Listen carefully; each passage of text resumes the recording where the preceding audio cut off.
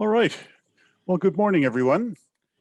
First of all, I acknowledge the traditional owners and their custodianship of the land in which we meet today. On behalf of the Sustainable Minerals Institute, I pay our respects to their ancestors and their descendants who continue cultural and spiritual connections to country. We recognize their valuable contributions to Australian and global society. So welcome to the first webinar of 2021. I'm Professor Rick Valenta, Director of SMI's Production Centers, standing in for Professor Neville Plint, who normally hosts these webinars, and will be back hosting them probably for the next one. So today's presentation is Managing Risk in 2050, Imagining the Things We Won't Be Able to Live Without, and it's delivered by Mathew Hancock. Matt is an alumnus of the SMI and on the Research Advisory Board for the Minerals Industry Safety and Health Center. So during Matt's seminar, you can submit questions at any time via the Q&A button, and please put them in the Q&A button rather than the chat button, and then I'll put them to him at the end. So with that, Matt, over to you. All right, thanks everyone for joining. As Rick said, I have a keen interest in managing risk effectively. I've been working in this space for quite some time, and I'm going to share with you some thoughts on the things I think we won't be able to imagine living without in the future. Some of them are a bit out there, but we've got to dream if we're going to get places. Starting off with a bit of an overview, I'm going to talk very briefly about what it means to manage risk, then what we actually need to manage from a minerals industry perspective, then a bit of a look at what happens in terms of managing risk in large organizations. Then we'll go through a little bit of the technology that is developing and what we can do with technology today, and look at how those technologies might apply back to what we need to manage and what actually happens. And then look at the opportunities around that. And then finishing off with a bit of a thought piece about what could the world look like in the future when we've actually integrated these technologies into our processes and the way we work effectively. And then finally, I've got a few books and sources that I think are really worth reading if you're interested in digging into this a bit more, that I've found inspiring personally. So starting off with what it means to manage risk. We can get into all of this risky language, but ultimately it's plan, do, check, act. It's the standard management drumbeat. It's been around for quite a long time.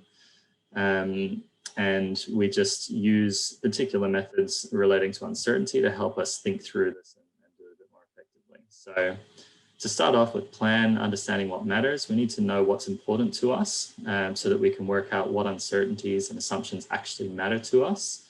And then we can profile those systematically and understand what our risk is, and risk really being those uncertainties that matter to the things that are important. Then once we know what's important, we go and design how we'll manage it. So people talk about control frameworks, policy standards, all that kind of thing.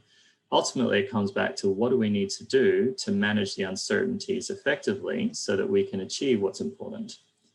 Once we've decided what we're going to do and planned it, then we jump into the do space. And this is about doing what we said we would do. There's different challenges here. We have to resource things. We have to train people. We've got to go out and actually do the work. And we've got to manage that delivery to sort of bring the discipline and structure to actually do what we said we would do. Then we go and check things. So we go back and make sure that we are doing what we said we'd do and that it's working. So there's a lot of verification activity, inspections, checklists, that kind of thing. And also reviews to make sure that we didn't miss anything in our design and our thinking about what matters. So that's really about checking that our performance is aligned with what we expected and that we're not seeing anything unusual that could mean we've missed something. And then as things change, we need to go back and identify those changes and check if our assumptions and our design is valid based on new conditions and feed that through. Then as things happen, we respond to events and learn from experience. So as we have incidents or major deviations from plan occurring, we manage them. And we also investigate what worked and what didn't and try and understand the root causes and get to the bottom of the drivers of our performance and improve our understanding of what matters. And then we go and address those deficiencies and capture opportunities through our learning. And so that's essentially the pieces of managing risk. And we put different processes in place and we take different qualitative and quantitative approaches to do this. And it's not really just the risk management things we do. There's a whole bunch of general management things that come into this. So really, it's not rocket science. It's a pretty basic discipline. Where it gets challenging is what we need to manage.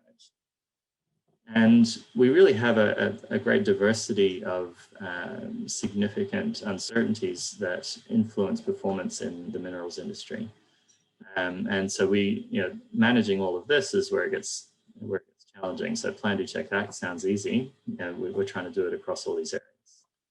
So from a value chain perspective, we're exploring for new ore bodies, we're sort of getting tenements, we're managing our mineral assets, we're setting up agreements with governments to mine and all of those sorts of things. We then go and design our mines and assets and do studies and projects, and then we go and build them. Then we run mining operations, sort of dig our holes in the ground and get the ore body out and liberate it from the earth. Then we process to turn it from sort of the natural ore into a more usable and transportable product, and separate out the stuff we want from the stuff that we don't necessarily want and is immediately useful. And then we've got logistics, so things like rail, ships, flying products around the world, getting the materials where they need to be. To support that, we also have infrastructure and utilities, so potentially large water utility operations, power generation, power transmission, operating townships, all those sorts of things. So again, a lot of interesting work to be done. And across all of this, we need to manage our assets and maintain equipment to make sure that it keeps operating. We don't have things breaking catastrophically and shutting us down, and being predictive about those sorts of things. To follow on the value chain, we also then have that productivity and innovation piece about building new technologies, developing them, rolling them out, and that's really a strong part of the value chain. And then we have to go and sell the materials that we have produced, and there's all managing relationships with customers and receipt of money and all those sorts of things. And then in the minerals industry, we have to then close our mining operations and processing, etc., once we've exhausted the ore bodies. So there's a very large and complex amount of work there. There's a lot of uncertainty in different stages of different types. And then we go on to the things that cut across all of these, which are the support activities. And these are pretty common to most businesses, right? So we've got things like strategy, which is about mergers, acquisitions, divestments, that kind of thing. Where we're going to invest, where we're not, where we think the future demand will be.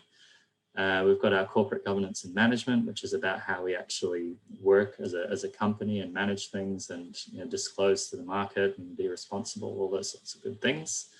We've got legal and regulatory, so agreements with people, regulations across different jurisdictions, managing all of that stuff, making sure we're compliant. We've got business integrity around sort of fraud and conflicts of interest and making sure we are acting with integrity consistently across the business. We've got stakeholders and communities, so that's government, public, local communities, etc., and NGOs. We've got finance, which is all of your sort of tax and accounting, etc. You've got procurement, sort of getting all of the things you need to run your value chain, running the IT, human resources for the people, and then health, safety, environment, and security. So we manage a lot of different things in delivering value from our mineral resources. And the systems we set up need to manage risk, need to help us manage all of this stuff. And to balance it and focus on what's important. So we then look at what actually happens in practice. And this does look a bit messy, and you know what, it is challenging. It's a big job. So when we look at the plan stage and understanding what matters, we set strategies and targets which really define the objectives and the performance boundaries and what we want to achieve. We do a lot of going out and sampling and modeling and analysis to sort of understand the world and model it and then determine what actually matters and identify those drivers. And that can be physical, engineering, financial. And then from a risk perspective, we run a lot of risk workshops and create risk registers generally. And there are different ways of doing this, but generally quite a lot of work goes into mapping out the things that matter and deciding what to do about it. Now, then we jump into design. And so from a very sort of top level of the organization, we have governance bodies that really design the operating framework for a business, the operating model and the policy standards and procedures and that kind of thing. And then we have leaders and employees all the way through the business making decisions about how we run the business that we have and how we operate our mines and infrastructure and deal with all of the ESG sorts of issues, etc. This all then feeds into planning and work design. And so we have annual planning processes, 5-year planning, long-term planning, etc., to try and work out what we're going to do over time to continue to deliver value and be responsible. We do a lot of engineering and technical design. And so this needs to take understanding what matters and all the information and feed it into the actual physical things we build and the things we do. And then we have all of our procedures and processes, which really design how we will work. So that goes all the way from policies and standards down to more detailed procedures, processes, management plans, standard operating procedures or safe operating procedures, other work procedures, guidelines, etc. And I think the thing with this is it starts off pretty clean and simple at the top, but the more granular you get and the more localized you get, you need to be more context sensitive, and the amount of work it takes to maintain the detail at the ground that's granular is orders of magnitude more than the amount of work at the top to actually set those standards. And so as we go down into our organizations, we end up with more and more information about how we will manage and probably more duplication and replication of content. And so, for a lot of people, it looks like a big stack of paper that we've got to comply with in terms of the design of how we manage.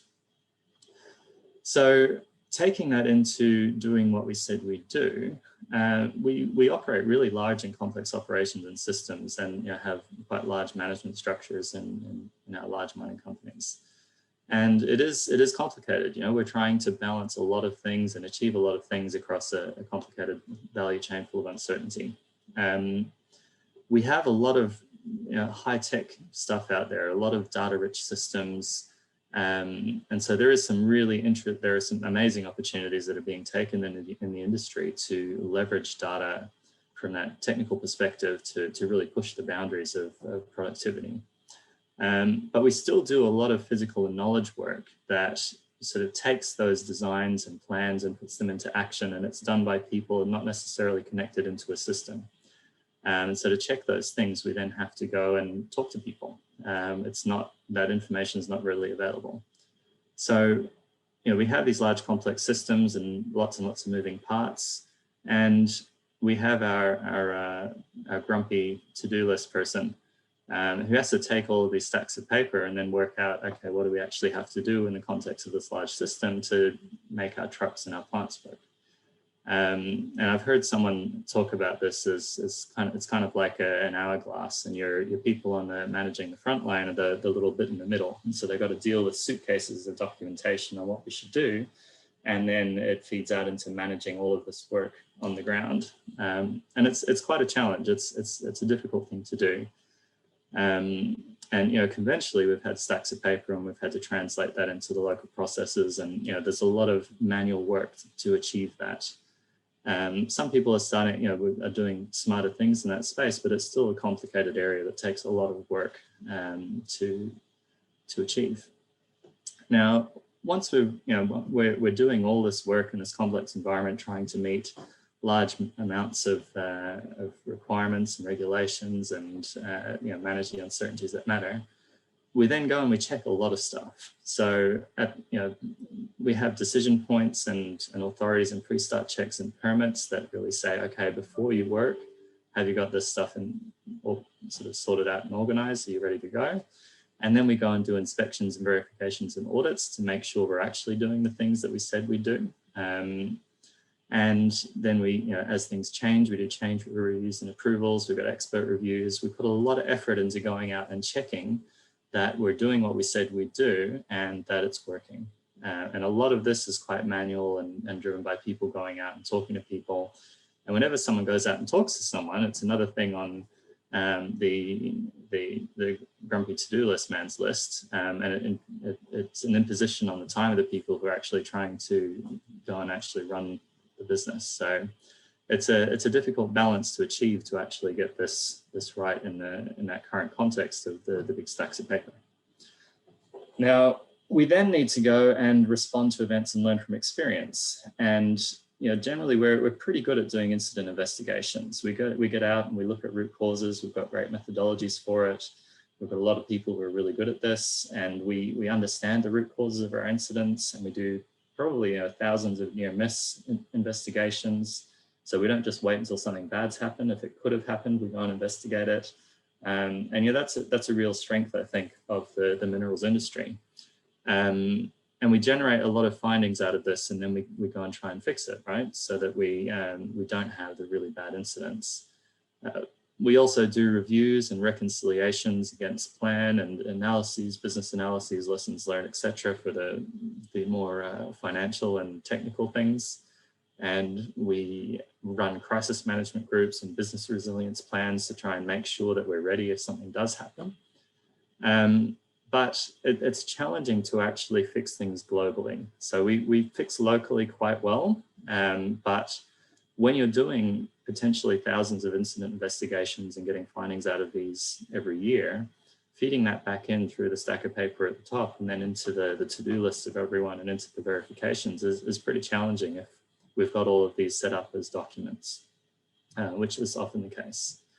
So, we do an incredible amount of work to manage our organizations. And there is a fair bit of duplication. There's a lot of opportunity to improve in terms of efficiency. But up until recently, we haven't necessarily had that technology to be able to make this efficient. So we started off with paper. We then moved into documents and spreadsheets. We then moved into databases, which kind of replicate documents and spreadsheets that are a bit more efficient. And the next step is really to integrate and streamline and be much more intelligent about it. So, a lot of work goes on to manage all the different types of uncertainties. Now, then we look at what can we actually do today. So, from a digital perspective, when we start looking at machine learning and these really advanced companies that are kind of digital centered, so groups like Netflix, Alibaba, Ant Financial, etc. What we see there is that they're able to scale digital processes at almost a near zero marginal cost. Whereas with our previous system, scaling those is expensive. It's a significant marginal cost to increase the volume of work that we do. And as you get more granular, the cost of scaling becomes exponentially greater.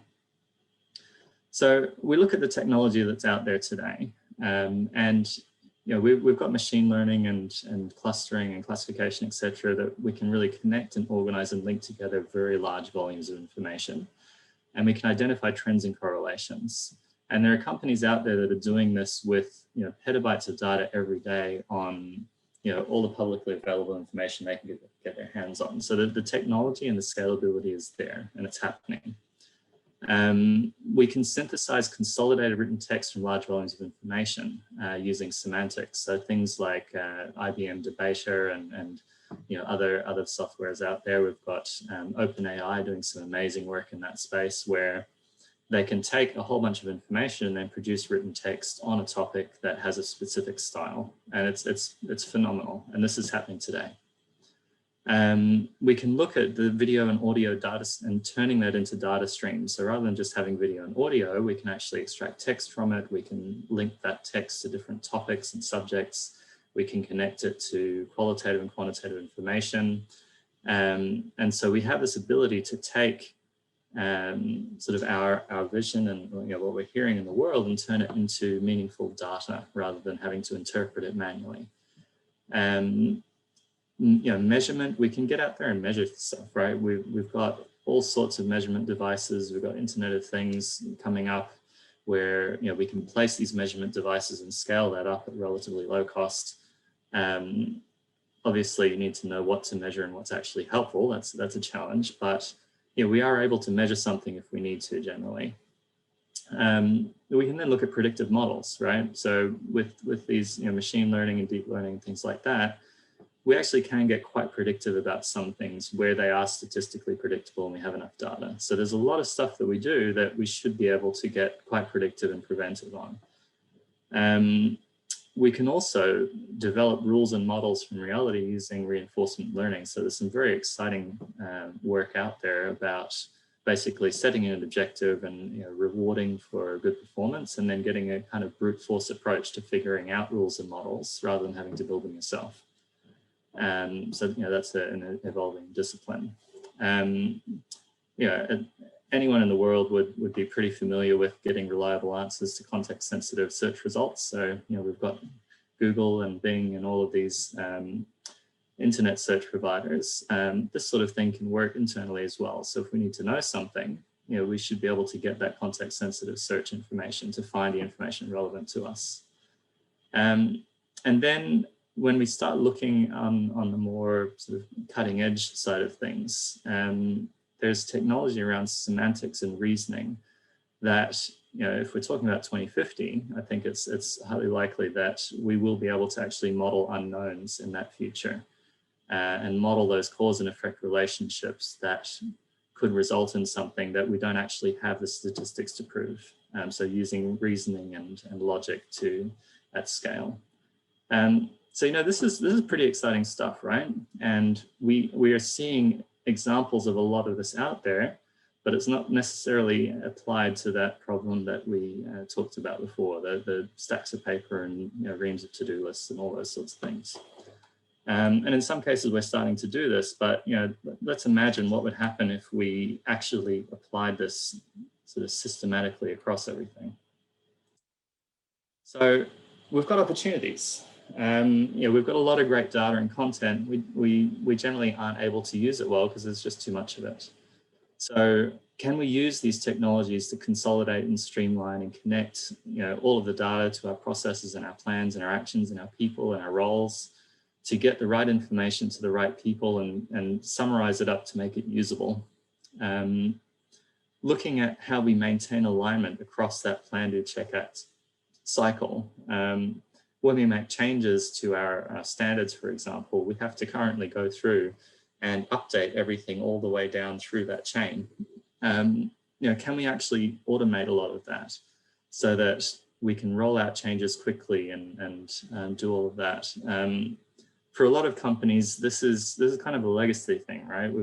A lot of companies are built up by multiple different organizations getting merged together, and then we're putting a lot of work into connecting all of those processes and developing one version of them.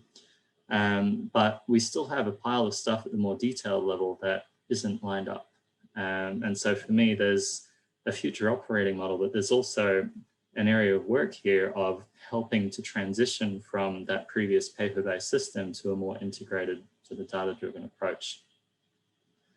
Now, I think when we look at all this, we should be able to make it quite easy for people on the ground to access information they need about their work and help them make decisions. This is about getting the right processes to the right people at the right time. It's about feeding the right sort of information about performance and where the deviations are and where to focus. It's helping frontline people not have to deal with a suitcase of information and stacks of paper, and just having the right stuff at their fingertips when they need it. And that's going to save time. It's going to make it easier to comply with requirements and regulations and policies and stuff.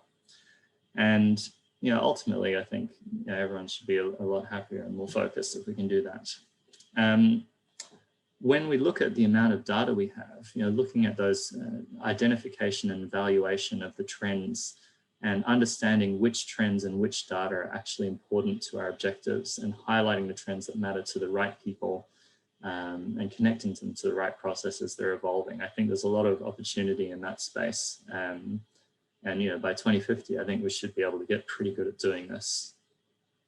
Then looking at root causes, we reinvent the wheel a lot when we do these root cause analyses. Can we actually bring all of this together and identify and systematically work through root causes and failure pathways and evolve this into a live and continuous analysis so that we're actually tracking the root causes as they happen and predicting the failure pathways before the incident rather than going through and exploring it and taking a couple of months to figure out what happened after something goes wrong. And then looking at optimization, how can we use all of this data and the models we have and use them really at scale to be more systematic about optimizing across that whole portfolio?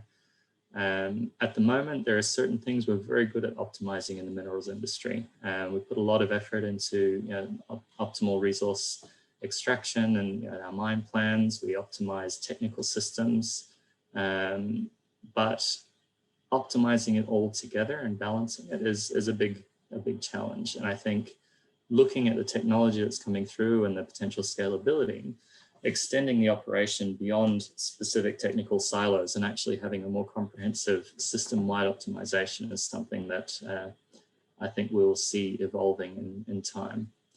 And then plugging that back into our business processes and our plans so that as we optimize, we're also optimizing the way we work and we're optimizing the projects we do as conditions change and we build our understanding of what works and what doesn't.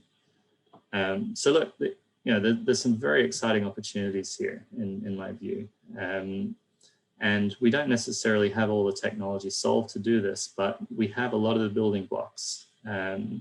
So that's why I wanted to talk about imagining things we won't be able to imagine living without, because once we have a lot of this stuff, I don't think we would be able to imagine living in the world that we currently are with big stacks of paper and lots of documents and all that kind of thing. We would just feel like that would be incredibly inefficient and we just couldn't go back. It's kind of like having to wait 3 months for a letter to arrive when now we have email. We can't imagine waiting more than 10 seconds for our email to reach the intended person.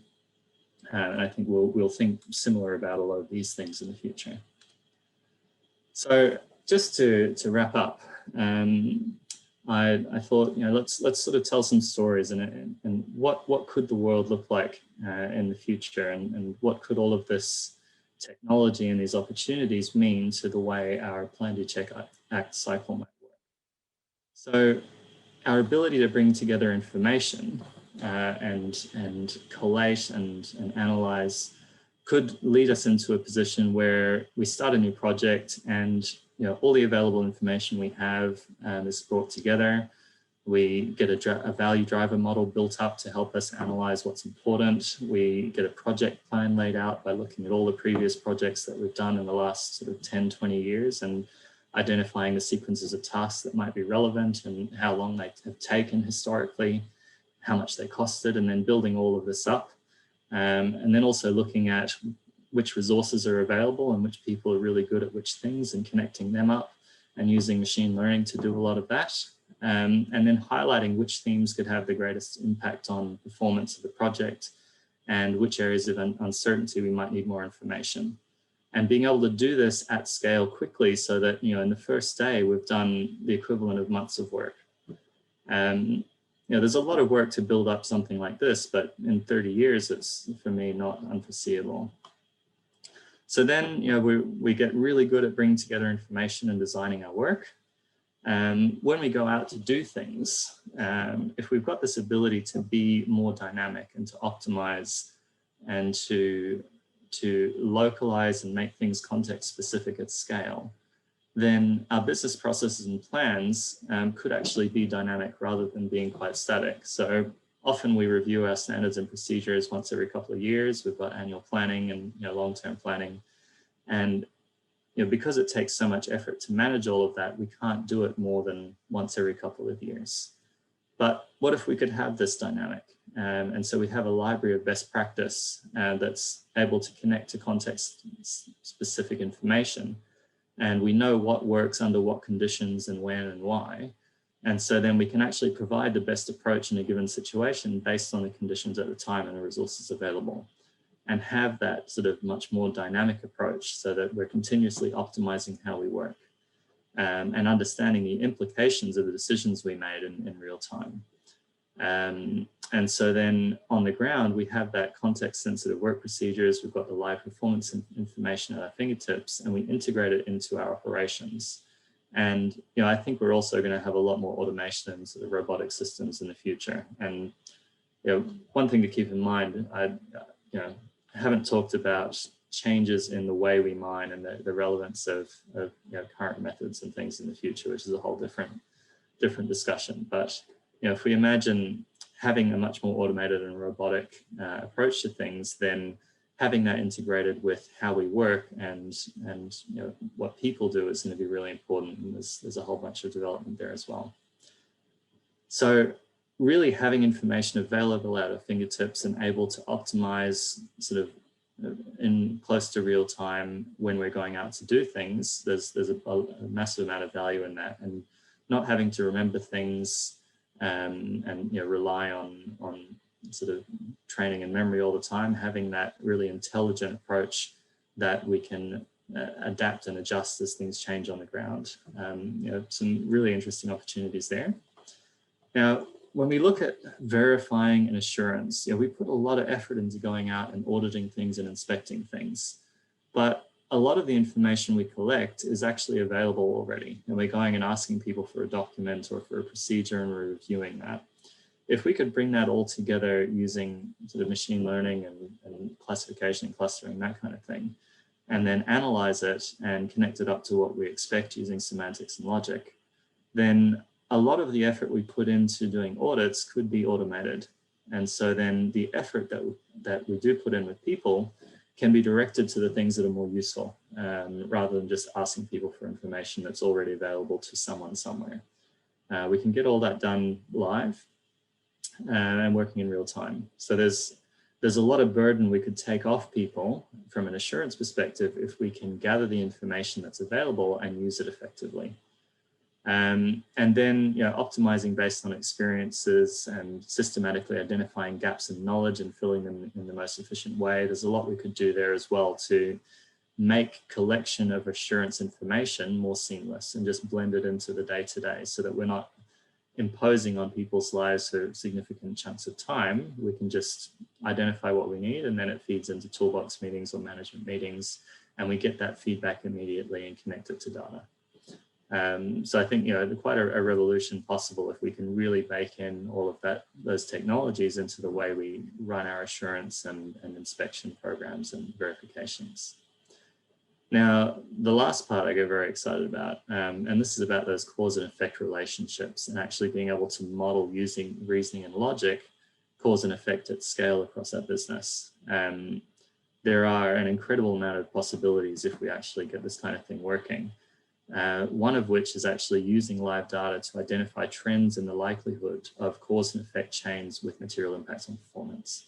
So this is understanding the types of outcome that we want to achieve or avoid, and then looking for what pathways of cause and effect could result in those happening.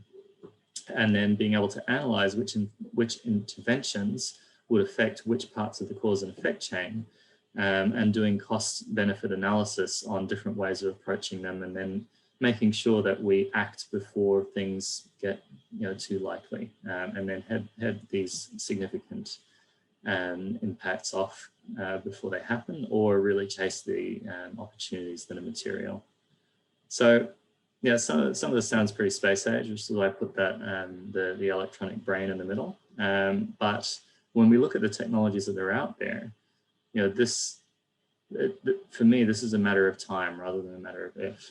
And so imagining how we would change the way we work to use these, I think, is very important. And we are seeing companies that are already doing this. I've mentioned before, groups like Netflix and Financial and Amazon.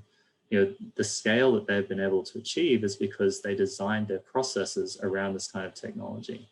And they're able to scale up ridiculously fast and serve massive amounts of people with a very small number of a very small workforce, because they are able to automate. Now, the minerals industry is a bit different, and there are some things that do require actual physical work on the ground, but there are also a lot of things that we do many times that we could make much more efficient, so that we can focus on the creative value add stuff rather than just sort of turning the handle on a bunch of things. So that's essentially my thoughts on the matter at this time. And there's a lot that I haven't covered. There's a lot of gaps in this that we could explore further, but I really wanted to sort of get that discussion going and start thinking about this. And I'm very keen to continue the discussion with people if you are interested. So do reach out and let me know. I wanted to finish with a bit of recommended reading. So there are a few books that I've read that I find are really quite inspiring in this space, and I've just listed them here. So we've got some great stuff about AI and how companies work in that, when they really do integrate AI into the way they work. We've got a really interesting one called Tools and Weapons, which is a lot about privacy and cybersecurity and that kind of thing, which is again fascinating and really important in this context. If you're interested in machine learning and things like that, then Cassie Kozakov is fantastic. She does a lot of really great work on helping to make this accessible to people, and she covers a whole range of topics on sort of the machine learning AI space. She's just brilliant. The last three are more about that transformative thinking. So Loonshots is a really great book that is about the ideas that change the world and how those ideas actually get taken up and are nurtured, and how we can actually encourage those sorts of ideas and that transformative thinking. Bulletproof problem solving is, I think, when we look at that plan, do, check, act cycle, it's a really good way of thinking about how to break things down and then prioritize. And I think that kind of thinking is going to be a great tool in the journey. And then the last book is about, it's called The Formula, and it's about a study of success. And I think study of success and what makes things successful versus things that have similar merit that don't succeed is really important, and will play into this whole picture as well. So I guess that's the end of my content. Thank you for joining, and I think, Rick, we can have a look at any questions. Thanks very much, Matthew. That was fantastic. Lots of thought-provoking stuff there. So we've now got quite a bit of time, probably about 20 minutes or so for questions and discussion. As we said at the start, if you could put your questions in the Q&A, then I'll read them. So we have a question in the Q&A already, so I'll move straight to that one. But please, in the meantime, any of you watching, if you have a question, by all means, put it in there and we'll pass it on. So here's the first question. Hi, Matthew. You mentioned a lot of manual investigation, discussions, etc., when looking at what actually happened. And the question is there a lot of room for inconsistency here, depending on personalities, relationships, context, timing, phases of the moon, etc.? Yeah, look, I think there is. There's definitely room for inconsistency, and we do generally try and support that consistency through developing processes and making those repeatable. But obviously capability and personalities do come into it. When it comes to inconsistency, I don't think it's down to people not wanting to do the right thing, though. I think the inconsistency is more just the nature of people and work. So generally people do try to do the right thing and do things well, but we don't always make it easy. So yes, I agree. There is often inconsistency, and as we bring systems in, we do try and make it more consistent. But you know, even when we do have a standardized way of doing things, interpretation of that standardized approach can often be different. Oh, great, thanks. We have another question in the Q&A, but I'm going to take the host's right to ask one of the questions I wrote down, and then I'll come back to the one that's in the Q&A. And the one I wanted to ask you was, I noticed in one of your sections near the end, you talked about the vision to have context-sensitive work procedures. Yep. And what immediately came to my mind is, you know, how do you reconcile context-sensitive work procedures with the human desire for consistency and familiarity? I just imagine people who are following work procedures that they followed for the last, or that they've just learned a month ago, and now you're saying, oh, actually no, because our AI has decided that the procedure has to change, and now you have to do it this way, and them not, and the people actually having to implement those not enjoying that very much. Yeah. Well, I think we have to take that sort of those human factors into account when we decide what our work procedures are. I think you wouldn't want them to just change almost, you know, willy-nilly, but if something is significantly different, like, you know, let's say we're doing welding, and, you know, when it's dry, we weld in a certain way. When it's wet, we're going to do it differently because it's you know, not safe to do it the same way necessarily. You know, we do have room to do things differently based on, you know, what works and what doesn't in given circumstances. But I think often that's going to be a lot more around, in a given circumstance, you know, of a specific project, how should we do it? And so we may have some projects do it a certain way because of the context of that project, and other projects might do it a different way. So yeah, I absolutely agree. You need to keep that consistency of work procedure for people on the ground, so you're not just chopping and changing. But you know, we put a lot of work into having those localized work procedures and almost redeveloping them for different contexts and projects. And so it's about how do we do that more efficiently and effectively, so that we might have 3 or 4 ways of doing it across a large company, and we decide which of those 3 or 4 are most relevant in a certain operation or context. So, yeah, maybe day and night, it may be things like that. But yeah, absolutely agree. It's important to consider. Great. All right. Thanks. Okay, I'll come back to one in the Q&A now. Thanks, Matthew. You spoke a fair amount about what I would consider as standard risks and managing them. Do you have any insights into the black swan type risks, which occur very infrequently but have huge consequences? Yep. Look, that's where I think things get very interesting, and we get into more of that modeling of unknowns based on reasoning. You know, there is work out there that's being done on that kind of topic. It is sort of quite unique and not necessarily widely accessible, but this is something that I think we will advance on, and it's going to be about reasoning and logic at scale. So being able to actually understand cause and effect chains and then link them all together and do that, you know, using machines, so that we can kind of work back and say, well, look, we don't know how it's going to happen, but what could shut down our business?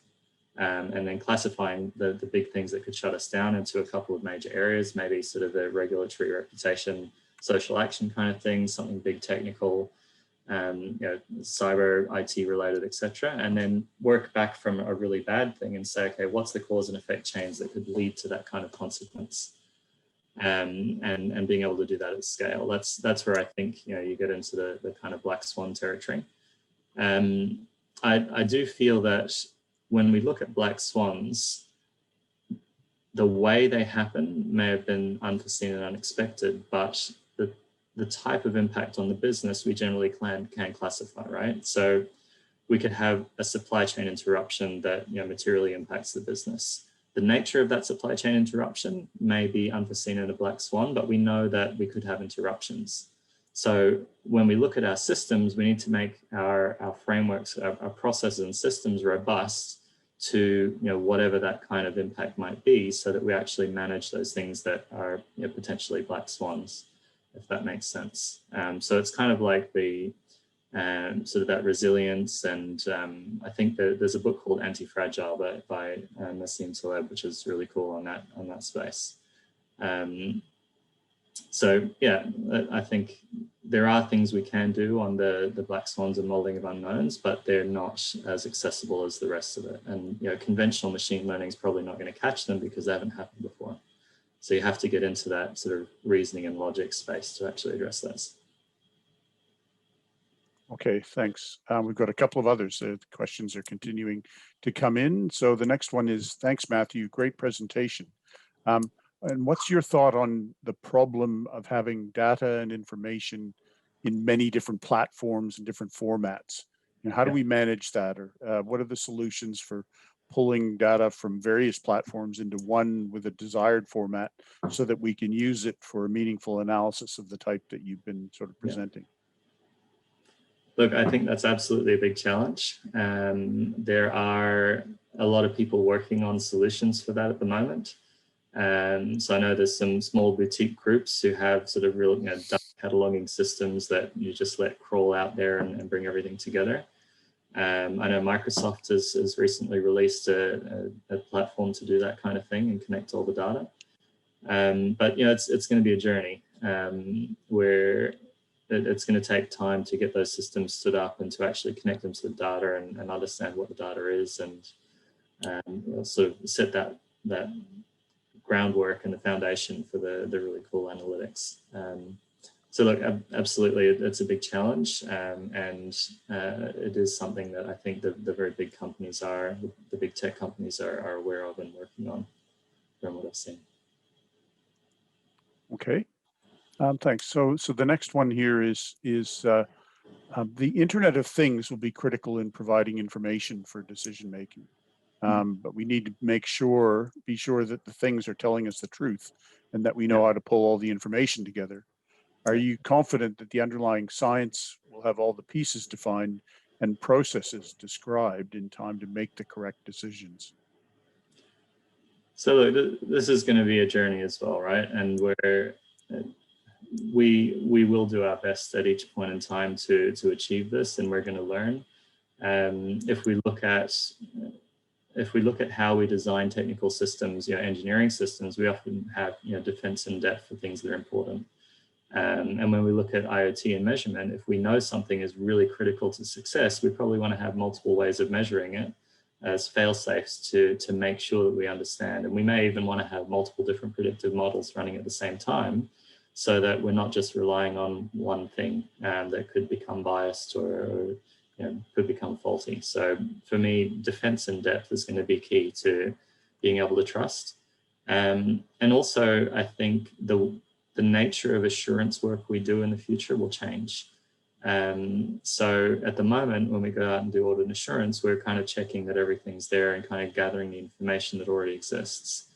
As we become more reliant on models, we're going to have to do a lot more model assurance and actually have people going in and checking that what our models and sensors, et cetera, are telling us is actually an accurate representation of reality and makes sense, and we're not sort of having our systems and models biased or polluted or manipulated potentially. So I think that two sides of it. There's the defense in depth, to have multiple different things to challenge and test each other from a technical point of view, and then having that human assurance element to make sure we don't just let the machines run off and do everything and trust them. We go and check and have people go in and exercise that judgment.